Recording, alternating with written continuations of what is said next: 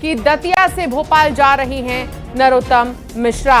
शाम 5 बजे BJP office में पहुंच सकते हैं, ट्रेन से रवाना हुए हैं और संगठन महामंत्री से फोन पर बातचीत हुई। अब ये देखना होगा कि जब वो पहुंचेंगे भोपाल तो और क्या बातचीत होगी।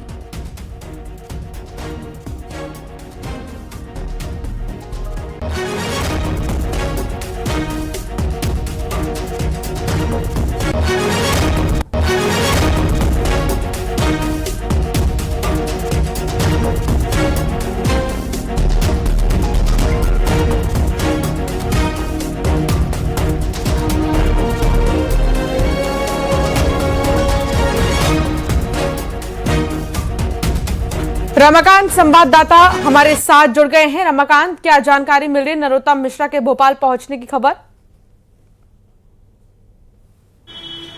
जी बिल्कुल ठीक कहा आपने। नरोत्तम मिश्रा को संगठन ने तलब किया है, भोपाल बुलाया। जिस तरह के हालात दतिया में बन रहे थे और जिस तरह से उनके समर्थक आक्रोश भरी नाराजगी दिखा रहे थे, उसके बाद नरोत्तम मिश्रा ने भी समर्थकों से सुबह अपील की थी कि पार्टी के फोरम पर अपनी बात रखने के और भी तरीके होते हैं, इस तरह से ना करें, पेट्रोल डालकर रास्ते जाम कर इस तरह से विरोध दर्ज न कराएं। और उसके बाद जो है क्षेत्रीय संगठन महामंत्री अजय जामवाल जी से फोन पर उनकी बातचीत हुई है। उसके बाद उनको भोपाल तलब किया गया है। नरोत्तम मिश्रा जो है वो ट्रेन से भोपाल के लिए रवाना हो चुके हैं और बताया जा रहा है कि शाम 5 बजे तक वो बीजेपी कार्यालय पहुंचेंगे, जहां संगठन महामंत्री से उनकी मुलाकात है। अजय जामवाल जी और नरोत्तम मिश्रा के बीच शाम को 5 बजे बातचीत होने की संभावना जताई जा रही है। बीजेपी कार्यालय में ये मीटिंग होगी और इस मीटिंग में शामिल होने के लिए नरोत्तम मिश्रा जो है ट्रेन से रवाना हो चुके हैं भोपाल के लिए और शाम 5 बजे तक भोपाल कार्यालय में पहुंच जाएंगे और वहां जो है क्षेत्रीय संगठन महामंत्री अजय जामवाल जी से उनकी मुलाकात है। जी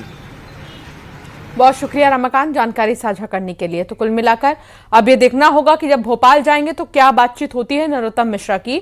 दतिया विधानसभा उपचुनाव में पूर्व गृह मंत्री डॉक्टर नरोत्तम मिश्रा का टिकट कटने के बाद जो बगावत शुरू हुई थी, उसकी गूंज अब दिल्ली आलाकमान तक भी पहुंच चुकी है। सूत्रों के मुताबिक दतिया में नरोत्तम समर्थकों द्वारा किए गए चक्का जाम, पुलिस के साथ हाथापाई और झड़प, बीजेपी जिला अध्यक्ष समेत पूरी कार्यकारिणी के सामूहिक इस्तीफे को दिल्ली संगठन ने बेहद गंभीरता से लिया। पार्टी आलाकमान इस पूरे घमासान को घोर अनुशासनहीनता मान रहा है। सूत्रों का यह दावा है कि बगावत पर उतरे नेताओं और कार्यकर्ताओं के खिलाफ जल्द ही कोई बड़ा और कड़ा एक्शन लिया जा सकता है। दिल्ली से किसी बड़े केंद्रीय नेता का बयान भी इस पूरे घटनाक्रम पर आ सकता है। तो वहीं दतिया में हालात अब भी बेहद तनावपूर्ण है। चप्पे चप्पे पर भारी पुलिस फोर्स तैनात है। इस हंगामे के मद्देनजर ऐतिहासिक एहतियात बरतते हुए राजधानी भोपाल में बीजेपी प्रदेश कार्यालय के बाहर पुलिस सुरक्षा को अचानक से बढ़ा दिया गया।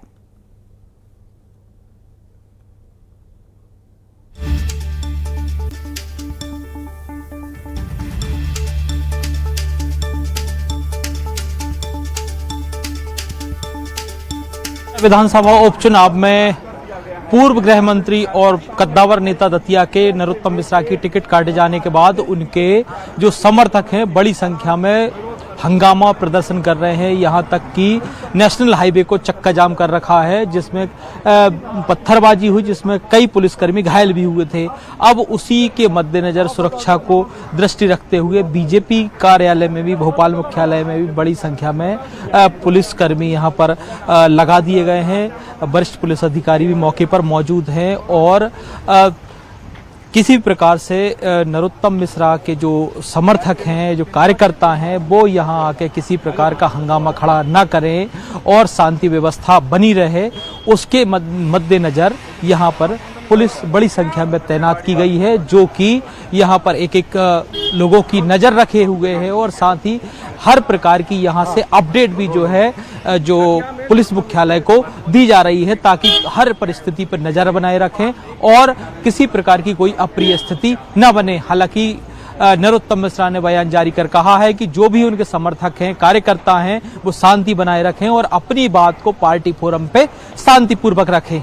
अब देखना होगा उनके जो समर्थक हैं वो नरोत्तम मिश्रा की बात को किस हद तक मानते हैं।